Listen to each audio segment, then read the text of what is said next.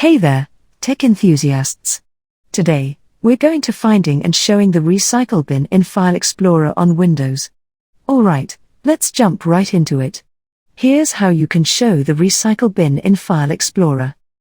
First things first, open up File Explorer on your Windows PC. Once you're in File Explorer, navigate to the View tab at the top. Now, click on the navigation pane option is checked. Then click on Show All Folders. This ensures that the navigation pane, where the Recycle Bin resides, is visible. Here, you should see the Recycle Bin listed among other folders.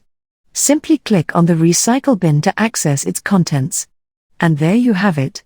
By following these simple steps, you can easily show the Recycle Bin in File Explorer and access your deleted files with ease.